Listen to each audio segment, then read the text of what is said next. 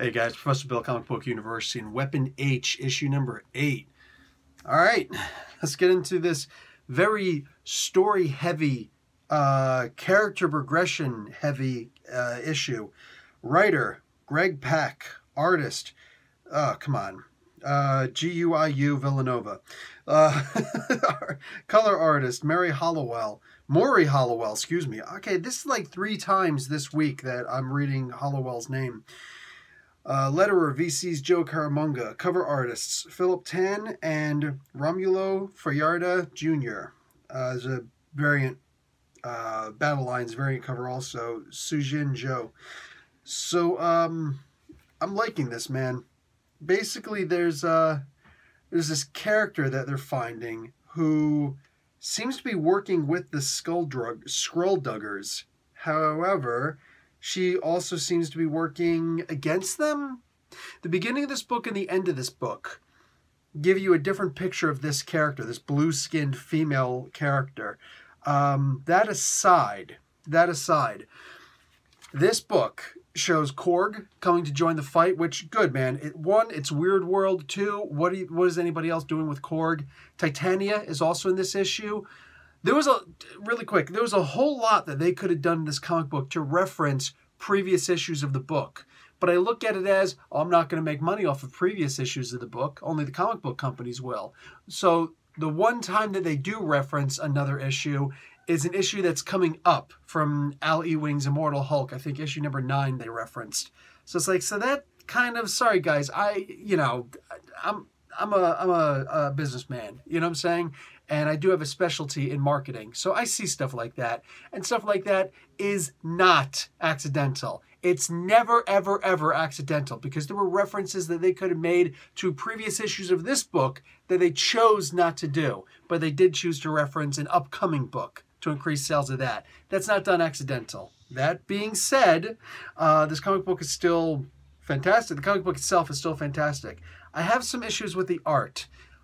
For this one reason only. This was a very emotional book. More than just the first half. This was a very emotional book. It's about, first off, there's a lot of humor towards the beginning, where $10 million is a subject that comes up several times. And I loved every single moment of how this conversation happened. Every single moment of it. Every single speech bubble. Every single sentence. All of it. Fantastic. I loved this so much. After that, it gets a different kind of emotional, reminiscent. First off, I don't like the way these bullets are drawn. They look more like nipples or lipsticks, no matter how you're going to look at it. You know what I'm saying? Maybe you'll say baby bottles, but I'm thinking more like I see this is supposed to be it looks like, I guess, a version of an M16 round. Or excuse me, not an M16 round. Those are ball rounds. The M60 round, so 7.62 capacity, or maybe a 50 cal, like a really small 50 cal. I don't know, but either way, that's not what bullets look like. All right, that's the rough design. No, not very good. But that being said, I do still love the idea that there are bullets being drawn in the background, because this whole page is about his time in the war and leaving their family. So I dug that. That was a great idea to have that in the background. That's a really, really good idea, having that in the background. Yeah, aside from that, like, this one looked okay, but all the other ones, dude, just horrible. They do not, I'm looking at this, I'm like, ooh, nipples. Like, that's what they look like. This didn't look good. This didn't look good. Anyway, there is a bit of a reunion with the kids through a hologram. The mother-in-law is an absolute B. Yeah, she's got some redeeming qualities, but the smartest mother-in-laws in the world will always take the son or daughter-in-law's side. You understand? So a mother-in-law should always take not her own kid's side, but the other person's side. Suddenly you have an amazing relationship. Those are the true genius parent-in-laws. I'm just saying, words of wisdom for the future. Because, yeah, all that. This was a really emotional book. And unfortunately, the art, yeah. This is an image of him showing his kids what he looks like when he transforms. And they're just like, yeah, that's so awesome. Wow. and just like look at it. Does that really match? Look, it was still an emotional scene, and I did like it a lot. I almost loved it. I liked it a lot because of the writing. All right, Greg Pak, freaking awesome writing. But I'm sorry, the conveyance of facial expressions in this, it just didn't cut it for me. Especially after we just came off of Anandito recently. I hate constantly referencing it, but like that's a personal pick of mine. You got to be like you got to know who's good at doing facial expressions. If you need a comic book where this particular issue has a whole lot of really good facial expressions, find an artist that's really good with facial expressions. This artist just didn't quite do it for me. Not for the facial expressions. A lot of the other stuff in here really good. Great designs, you know, for a lot of aspects in here, man. I really did like it. Body language as far as like physical movement was handled very well. Poses at least, you know, like you're taking that little wooden doll that does the poses and then saying, oh, okay, and then just drawing that. Good in that regard.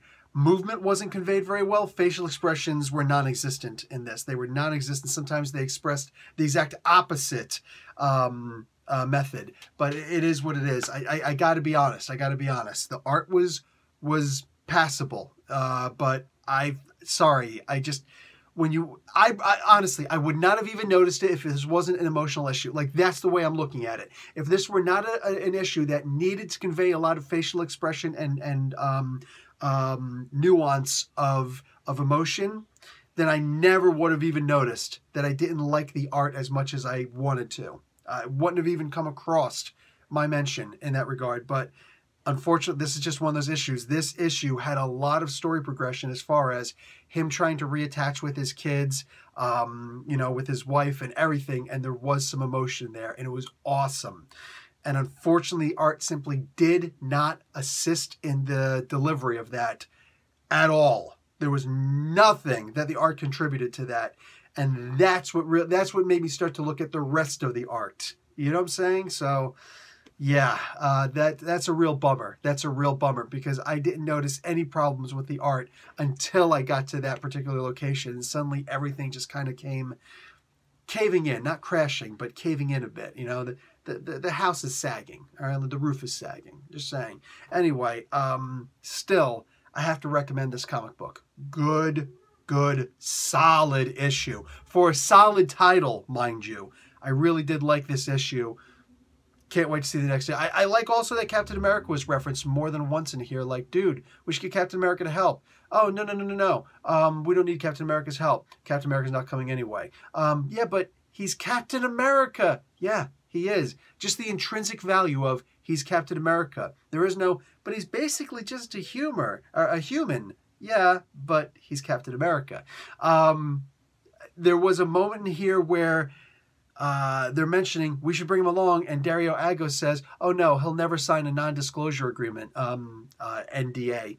He'll never sign a non-disclosure agreement, and there's a lot of private stuff here, so no way." And then, like the very next panel, they're talking about, "Hey man, you know what's going on here? Oh, nothing, dude. You can see everything I got. I've got nothing to hide." I'm not going to take that as bad writing. If it's bad writing, it's bad writing. I'm not going to take it that way, though. Unless Greg Pak comes out and says, yeah, I totally messed up there. I'm not going to take that as bad writing. I'm going to take that as Dario Agger is a liar and he's a manipulator. So that's an easy fix for me. That's a very easy fix, you know? And that's like genuinely where I'm coming from. I could see the other point, but I'm not going to take it that way at all. That's exactly how Dario Agger is, so I'm down with it. The ending leaves me to question what the frick is going to happen next. I love it. Oh, and there's also a saying that happens in here several times, and it's beautiful. Open fire psycho crap. That's actually going to be the working title for the next issue, apparently.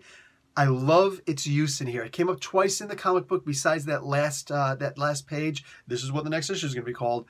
And they were positioned perfectly. Loved it. This was a solid comic book, man. I definitely loved this. Anyway, that being said, I'm out. Professor Bill, Comic Book University. Class dismissed.